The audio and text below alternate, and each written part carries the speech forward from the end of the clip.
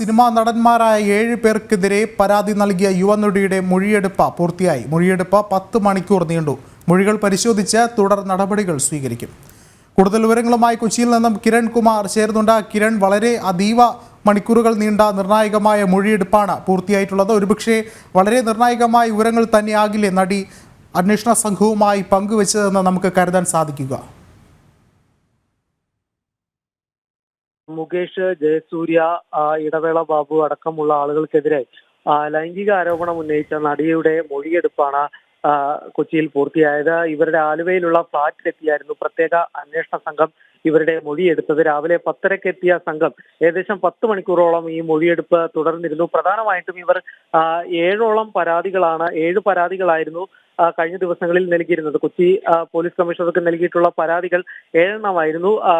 ഇതിൽ 6 കേസുകൾ അത് കൊച്ചിയിൽ രജിസ്റ്റർ ചെയ്യും, മറ്റ് ഒരു കേസ് തിരുവനന്തപുരത്ത് രജിസ്റ്റർ ചെയ്യും എന്നുള്ളൊരു വിവരമാണ് ലഭിക്കുന്നത്. അതായത് നേരത്തെ തന്നെ അന്വേഷണ സംഘം വ്യക്തമാക്കിയിട്ടുള്ള ഒരു കാര്യം, ഓരോ കേസുകളും അതാത് പോലീസ് സ്റ്റേഷൻ പരിധിയിൽ രജിസ്റ്റർ ചെയ്ത് ലോക്കൽ പോലീസ് അന്വേഷിക്കും എന്നുള്ളൊരു കാര്യമായിരുന്നു.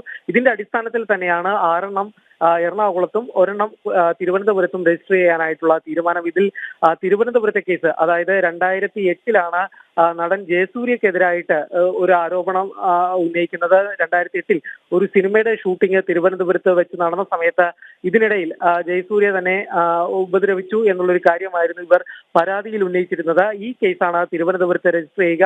മറ്റ് കേസുകൾ അമ്മയിലെ അംഗത്വവുമായി ബന്ധപ്പെട്ട് സമയത്ത് ഈ ഇടവേള ബാബു ഇവരോട് മോശമായി പെരുമാറിയതായിട്ടും പിന്നീട് മുകേഷ് ഫോണിലൂടെയും അല്ലാതെയും അശ്ലീല ചൊവ്വയോടുകൂടി സംസാരിച്ചതുമായിട്ടുമുള്ള കാര്യങ്ങൾ ഈ നടി വ്യക്തമാക്കിയിരുന്നു.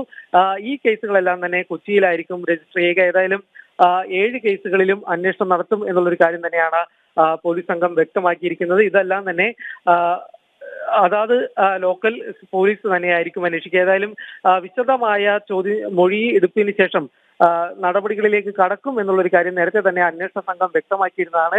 ഈ മൊഴിയെടുപ്പ് കാര്യങ്ങളെല്ലാം തന്നെ പൂർത്തിയായിട്ടുണ്ട്. അല്പസമയത്തിനുള്ളിൽ തന്നെ അന്വേഷണ സംഘം ഈ ആലുവയിലെ ഫ്ളാറ്റിൽ നിന്ന് ഇവരുടെ ഈ മറ്റു നടപടികൾ പൂർത്തിയാക്കി പുറത്തേക്ക് വരും എന്ന് തന്നെയാണ് പ്രതീക്ഷിക്കുന്നത്. വിഷ്ണു. കിരൺ കുമാറാണ് വിവരങ്ങൾ നൽകിയത്.